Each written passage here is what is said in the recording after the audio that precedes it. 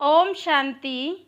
आज बाप दादा के 1 अगस्त 2020 के ईश्वरीय महावाक्य हैं। मीठे बच्चे, तुम्हें पढ़ाई से अपनी कर्मातीत अवस्था बनानी है, साथ साथ पतित से पावन बनाने का रास्ता भी बताना है, रूहानी सर्विस करनी है। प्रश्न: कौन सा मंत्र याद रखो तो पाप कर्मों से बच जाएंगे?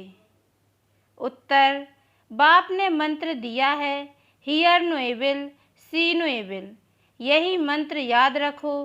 तुम्हें अपनी कर्मेंद्रियों से कोई पाप नहीं करना है। कलयुग में सबसे पाप कर्म ही होते हैं।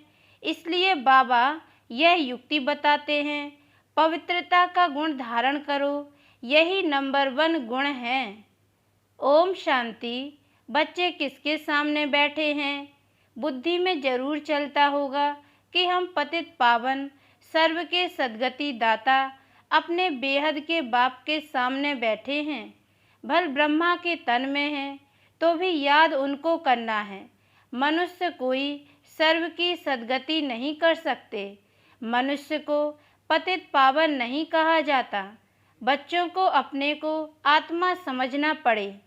हम सब आत्माओं का बाप वह है। वह बाप हमको स्वर्ग का मालिक बना रहे हैं। यह बच्चों को जानना चाहिए और फिर खुशी भी होनी चाहिए। यह भी बच्चे जानते हैं हम नरकवासी से स्वर्गवासी बन रहे हैं। बहुत सहज रास्ता मिल रहा है, सिर्फ याद करना है और अपने में दैवी गुण धारण करने हैं, अपनी जांच रखनी है। नारद का मिसाल भी है। यह सब दृष्टांत ज्ञान के सागर बाप ने ही दिए हैं। जो भी सन्यासी आदि दृष्टांत देते हैं वह सब बाप के दिए हुए हैं। भक्ति मार्ग में सिर्फ गाते रहते हैं। कछुए का, सर्प का, भ्रमरी का दृष्टांत देंगे परंतु खुद कुछ भी नहीं कर सकते। बाप के दिए हुए दृष्टांत भक्ति मार्ग में फिर रिपीट करते हैं। भक्ति मार्ग है ही पास्ट का। इस समय जो प्रैक्टिकल होता है उसका फिर गायन होता है। भल देवताओं का जन्मदिन अथवा भगवान का जन्मदिन मनाते हैं परंतु जानते कुछ भी नहीं हैं। अभी तुम समझते जाते हो। बाप से शिक्षा लेकर पतित से पावन भी बनते हो और पतितों को पावन बनने का रास्ता भी बताते हो। यह है तुम्हारी मुख्य रूहानी सर्विस। पहले पहले कोई को भी आत्मा का ज्ञान देना है। तुम आत्मा हो। आत्मा का भी किसको पता नहीं। आत्मा तो अविनाशी है। जब समय होता है आत्मा शरीर में आकर प्रवेश करती है तो अपने को घड़ी घड़ी आत्मा समझना है।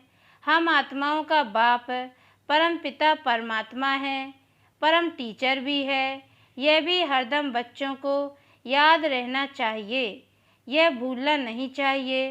तुम जानते हो अब वापस जाना है। विनाश सामने खड़ा है। सतयुग में दैवी परिवार बहुत छोटा होता है। कलयुग में तो देखो कितने ढेर मनुष्य हैं, अनेक धर्म, अनेक मतें हैं। सतयुग में यह कुछ भी होता नहीं। बच्चों को सारा दिन बुद्धि में यही बातें लानी हैं। यह पढ़ाई है ना, उस पढ़ाई में तो कितने किताब आदि होते हैं। हर एक क्लास में नए नए किताब खरीद करने पड़ते हैं। यहाँ तो कोई भी किताब व शास्त्रों आदि की बात नहीं। इसमें तो एक ही बात, एक ही पढ़ाई है। यहाँ जब ब्रिटिश गवर्नमेंट थी, राजाओं का राज्य था, तो स्टैंप में भी राजा रानी के सिवाय और कोई का फोटो नहीं डालते थे। आजकल तो देखो भक्त आदि जो भी होकर गए हैं उनकी भी स्टैंप बनाते रहते हैं। इन लक्ष्मी नारायण का राज्य होगा तो चित्र भी एक ही महाराजा महारानी का होगा। ऐसे नहीं जो पास्ट देवताएं होकर गए हैं उनके चित्र मिट गए हैं। नहीं, पुराने ते पुराने देवताओं का चित्र बहुत दिल से लेते हैं क्योंकि शिव बाबा के बाद नेक्स्ट हैं देवताएं। यह सब बातें तुम बच्चे धारण कर रहे हो औरों को रास्ता बताने। यह है बिल्कुल नई पढ़ाई। तुमने ही यह सुनी थी और पद पाया था और कोई नहीं जानते। तुमको राजयोग परमपिता परमात्मा सिखला रहे हैं। महाभारत लड़ाई भी मशहूर है। क्या होता है सो तो आगे चल देखेंगे।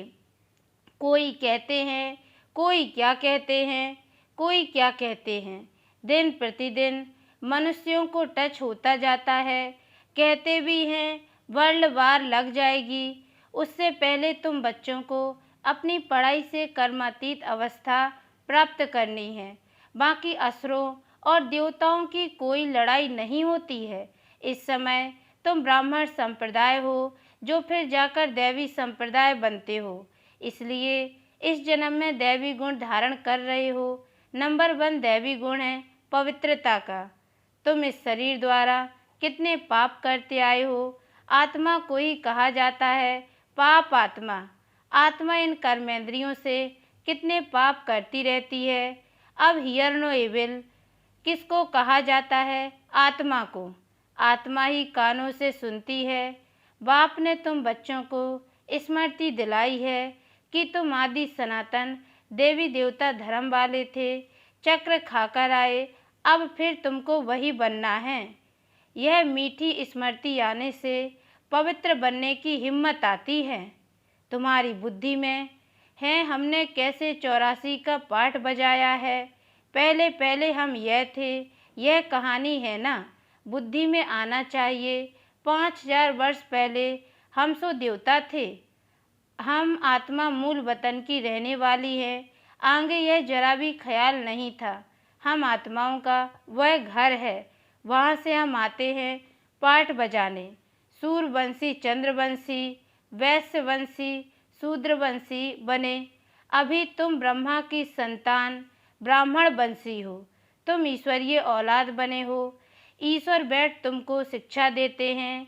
यह सुप्रीम बाप, सुप्रीम टीचर, सुप्रीम गुरु भी है।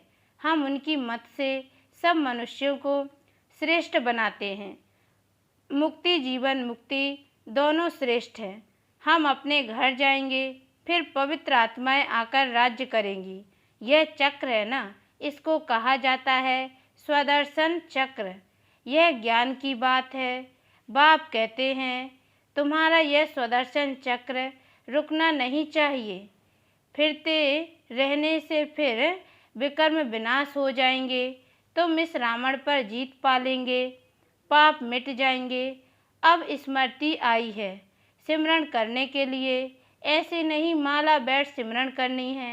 आत्मा में अंदर ज्ञान है जो तुम बच्चों को और भाई बहनों को समझाना है। बच्चे भी मददगार तो बनेंगे ना। तुम बच्चों को ही स्वदर्शन चक्रधारी बनाता हूँ।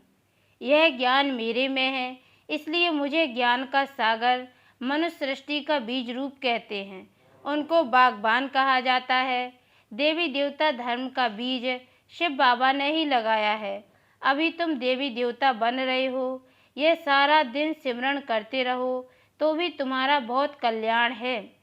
दैवी गुण भी धारण करने हैं, पवित्र भी बनना है।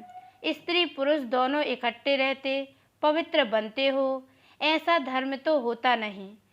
निवृत्ति मार्ग वाले तो वह सिर्फ पुरुष बनते हैं। कहते हैं ना स्त्री पुरुष दोनों इकट्ठे पवित्र रह नहीं सकते, मुश्किल है। सतयुग में थे ना, लक्ष्मी नारायण की महिमा भी गाते हैं।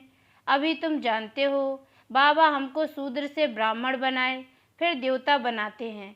हम ही पूज्य से पुजारी बनेंगे। फिर जब वाम मार्ग में जाएंगे तो शिव का मंदिर बनाए पूजा करेंगे। तुम बच्चों को अपने 84 जन्म का ज्ञान है।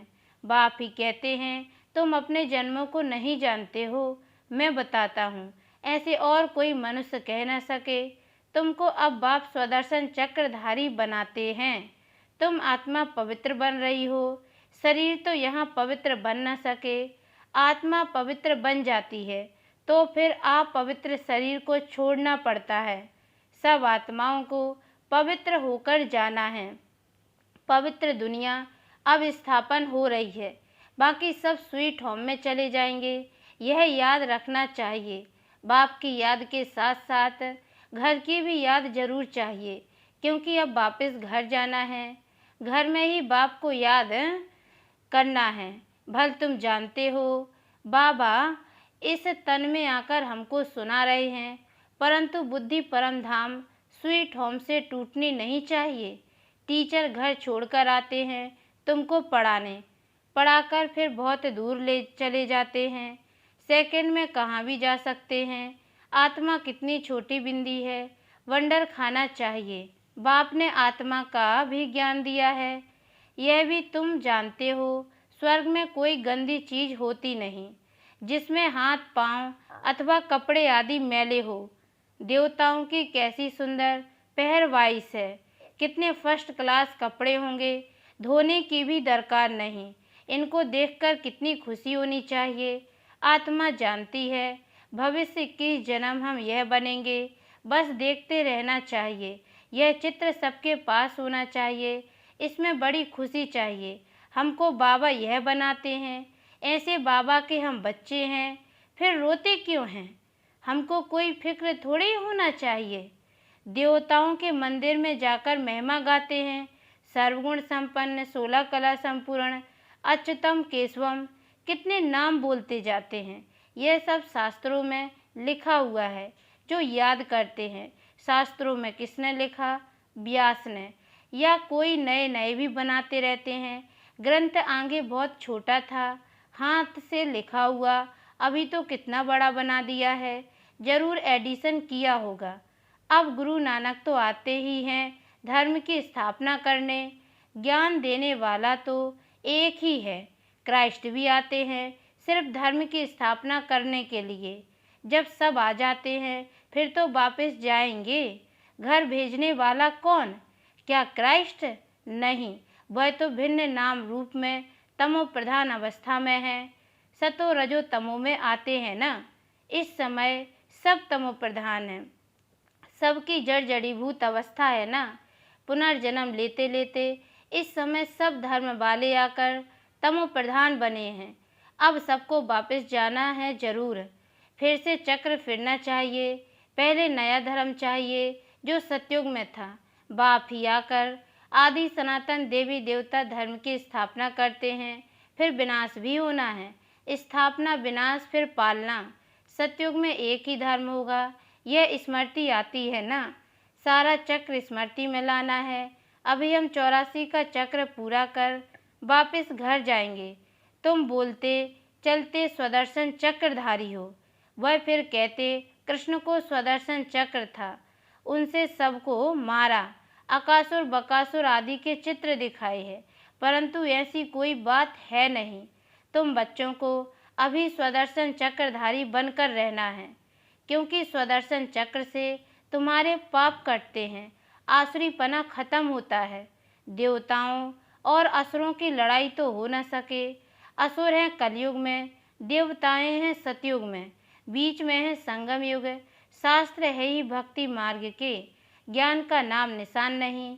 ज्ञान सागर एक ही बाप है सबके लिए, सिवाय बाप के कोई भी आत्मा पवित्र बन वापस जा नहीं सकती।